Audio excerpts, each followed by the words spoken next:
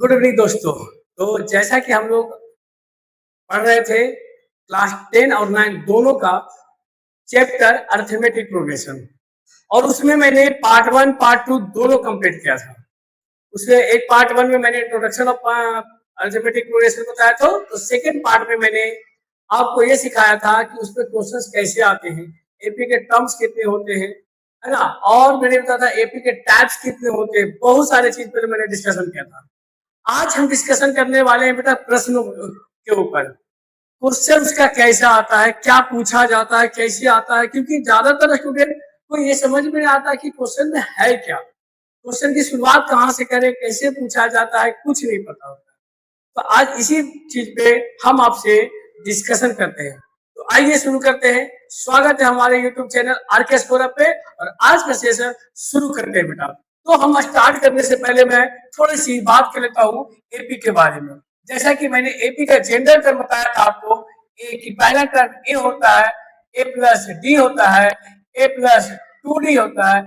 ऐसा मैंने आपको जेंडर टर्म बताया था, जहां मैंने बताया था कि अगर ए की वैल्यू गिवन हो, डी की वैल्यू गिवन हो, तो मैं एक सीरीज एपी का फाइंड आउट कर सकता हूं। उसके लिए मुझे ए और डी चाहिए। तो क्या क्या डिस्कशन है इसमें? सबसे पहली बात, हो सकता है मे भी, आप ध्यान से सुनिए, मे भी हमसे क्वेश्चन में ए की वैल्यू पूछी जाए, पॉसिबल ऐसा है कि डी की वैल्यू पूछी जाए, पॉसिबल ऐसा है कि वो एन की वैल्यू पूछा जाए, पॉसिबल ऐसा है कि वो एन की वैल्यू पूछा जाए। अब इतना ही का खेल है बेटा मेरे पास, एपी के फर्स्ट टर्म में इतना ही का खेल है। एपी के फर्स्ट पार्ट में इसी का खेल है, क्योंकि अभी मैं सम पे नहीं आया हूं। तो इस खेल में क्या क्या हो सकती है, कुछ एग्जाम्पल से समझने की हम कोशिश करते हैं। मान के चलिए मेरे पास कोई एपी का सीरीज है बेटा, और वो है 2 7, है ना, 2 7, उसके बाद 11, उसके बाद 16, ऐसा कुछ जा रहा है मेरे पास। तो क्या हमसे क्या पूछ सकता है? अगर इस सीरीज में ए की वैल्यू पूछे तो मैं बता दूं कि हाँ वो 2 होगा। डी के वैल्यू पूछे तो मुझे पता है कि 7 माइनस 2 करूंगा तो 5 होगा। अगर मुझे पूछे कि A20 क्या होगा, A100 क्या होगा, A30 क्या होगा, इस सभी की वैल्यू मैं आसानी से निकाल सकता हूँ। इतना आपको पता है, ये मैं आसानी से निकाल सकता हूँ बेटा, क्योंकि मुझे सभी का जेंडर टर्म मैंने पहले बताया है। ए हमारे पास है, डी हमारे पास है, तो क्यों नहीं निकलेगा? बिल्कुल निकलेगा। आपको फोकस करना है ए और डी पे। अगर ए और डी आप निकाल लेते हो बेटा, दैट मीन्स कि आप किसी का भी टर्म, आप 20 the term, 30 the term, 100 term, 1000 term, कहीं का भी टर्म होगा आप पूरा निकाल लोगे। तो सर ये कहानी की शुरुआत यही से होती है। अब मैं अगर आगे चलूं तो ध्यान से देखना बेटा कि एपी का क्या क्या चीज प्रोसेस कैसे कैसे आता है। सबसे बड़ी बात, अब ध्यान से देखिए, एक दूसरा एग्जांपल लेता हूं।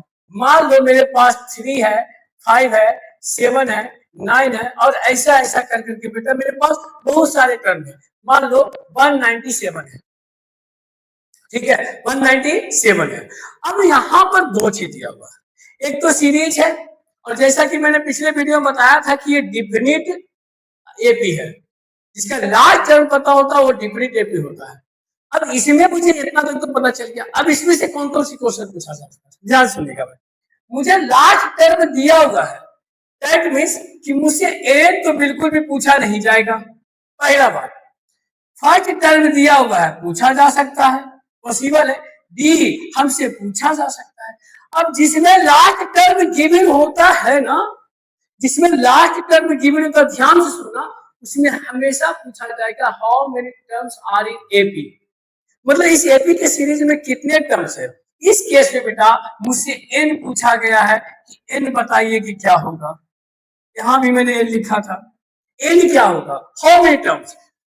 3 से शुरू हुआ 197 तक कितने टर्म्स है, तो एन का वैल्यू हमसे पूछा गया। तो अगर मैं इसकी सॉल्यूशन करूं बेटा, बहुत अच्छे से देखिएगा, तो मेरे पास गिवन में क्या है, मुझे वो लिख लेता हूं। ए की वैल्यू 3 है सर, डी की वैल्यू 5 में से 3 जाएगा 2 है, और एन की वैल्यू मेरे पास गिवन है सर 197। दैट मींस कि हमसे एन पूछा जा रहा है कि एन क्या होगा, हाउ मेनी टर्म्स। मैं क्वेश्चन यहां पर लिख देता हूं, हाउ मेनी टर्म्स। बच्चों ध्यान देना, मैं जो तुम्हें बता रहा हूँ बस सिंपल सी बात याद रखेगा कि मैं जो तुम्हें बता रहा हूँ कि भाई क्वेश्चन के ऊपर अटैक कैसे करना, सिंपल ही है।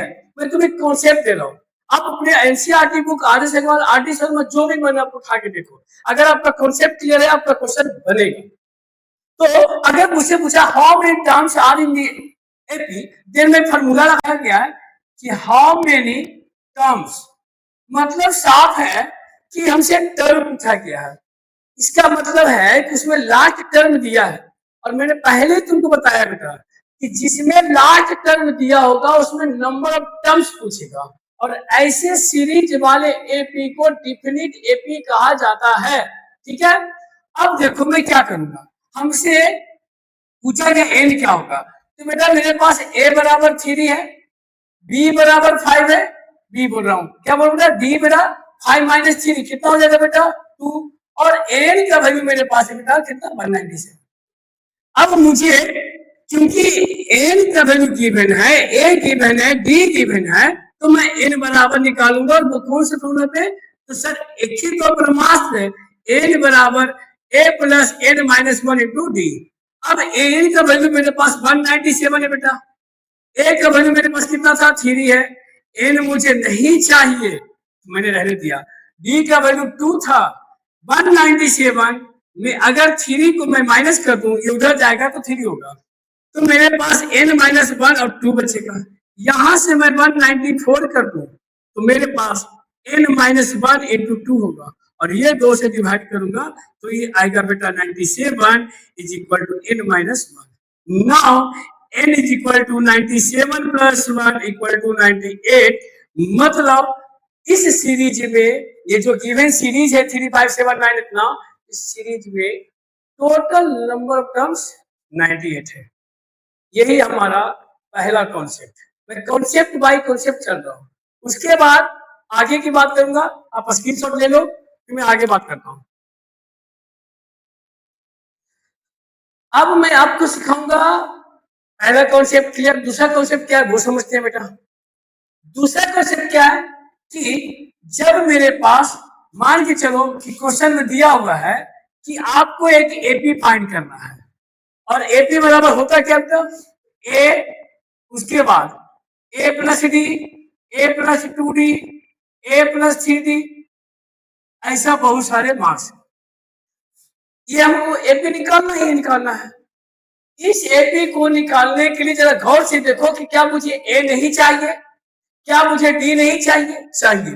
तो अगर ए डी गिवन है तो बहुत सिंपल हो जाएगा मुझे बनाने के लिए, लेकिन अगर ए और डी गिवन ना हो तब क्या हो, तो कुछ क्वेश्चन ऐसा आता है समझिएगा कि वो गिवन क्या होगा आपके पास, गिवन होगा कि a6 बराबर 8 या 18, a6 बराबर 18 और a12 बराबर 20, 12 बराबर a7 इक्वल टू 20। आपके पास क्या गिवन है, 8 6 और 8 7, मतलब छठी टर्म और 7वीं टर्म आपके पास दे दिया है। उसके बाद बोला कि उस एपी का सीरीज पता कीजिए, तो वी नो दैट कि a6 चूंकि a6 बराबर 18 है, तो क्या मैं इसे नहीं लिख सकता कि a बराबर a6 बराबर a प्लस 5d बराबर 18, क्या मैंने सिखाया है ना बेटा, है ना। अब इसे इक्वेशन नंबर फर्स्ट मान के छोड़, and now in a7 equal to 20 है, तब मैं इसे तो a प्लस 6d और इक्वल टू 20 बेटा, इसको इक्वेशन नंबर सेकंड मान लो, दोनों को भी डिवाइड करते हैं या सब्ट्रैक्ट करते हैं, यहां माइनस यहां माइनस यहां माइनस होगा क्या, this will be cancel out, minus 65 in minus D और माइनस 20 माइनस 18 माइनस 2, डी का वैल्यू बेटा आ गया 2, मुझे ए चाहिए और डी चाहिए, डी निकल गया। अब इस डी की वैल्यू बेटा चाहे तो आप इक्वेशन फर्स्ट में पुट कर दो, चाहे तो इक्वेशन आप सेकंड में पुट कर दो, वहां से ए निकल जाएगा। Now a plus 5d is equal to 18, a मुझे चाहिए बेटा 5d 5 और d का वैल्यू आपने निकाला है 2 इक्वल टू 18, तो a plus 5 two 10 is equal to 18, a equal to 18 minus 10, इसका मतलब a हमारा आ गया 8 बेटा। अब क्या बच्चों, a चाहिए था डी चाहिए था, ए और डी जैसे निकाल दिए बेटा। हमसे पूछा गया था एपी क्या होगा। एपी का जनरल टर्म हमारे पास जिंदाबाद है बेटा, ए प्लस डी, ए प्लस डी, ए प्लस टू डी, ए प्लस थ्री डी। आप जहां तक लिख सको बेटा। Now A is will be 8, A 8 plus D का वैल्यू 2 है, फिर ए 8 प्लस डी का वैल्यू 2 इंटू 2 है, फिर ए 8 प्लस 3 इंटू 2 है, ऐसा बढ़ते जाएगा। नाउ 8 8 इंटू 8 प्लस 2 10, 2 2 जा 4 8 12, 8 2 जा 3 2 जा 6 और 8 कितना हो जाएगा बेटा 14। ये हमारा निकल गया बेटा एपी का एक सीरीज। आई होप बच्चों कि आपको समझ में आया होगा। शुरुआत से लेके मैं कॉन्सेप्ट पे कॉन्सेप्ट लिए जा रहा हूं, आपको कॉन्सेप्ट पकड़ के चलना है। बहुत सारे चैनल मैंने देखा सिर्फ यूट्यूब क्वेश्चन बनाए जा रहे हैं, ये ऐसे बनेगा वो ऐसे बनेगा, नहीं कौन कैसे बनेगा उसका कॉन्सेप्ट क्लियर होना चाहिए। और क्वेश्चन जिस दिन आपको समझ में आएगा आपको कोई हिला नहीं सकता बेटा, कोई डरा नहीं सकता। और एक कहावत याद रखना, डर के आगे जीत नहीं है, डर के आगे रत्नेश कुमार है। आपको चिंता करने की जरूरत है, बस अब ध्यान से पढ़िए और बनाइए। वादा करता हूं मैथमेटिक्स मैं सिखाऊंगा आपको। मैथमेटिक्स क्या होता है उसकी हकीकत बताऊंगा आपको। मैथमेटिक्स से क्यों डर लगता है, क्यों नहीं लगना चाहिए मैं बताऊंगा। ये मेरा वादा आपसे। बस चैनल को सब्सक्राइब करना ना भूले, दोस्तों के साथ शेयर करना भी ना भूले, ज्यादा से ज्यादा अपनी प्रॉब्लम को कमेंट सेक्शन में डालने की कोशिश करें। तो अगला मैं फिर से आऊंगा एक वीडियो के साथ, और वो वीडियो आपको अगली टॉपिक पर होगा जिसमें 2-3 चीज सीखना है, middle most term, middle term and AP का nth term from last term. 3 topic एक वीडियो कल आ जाएगी। बेटर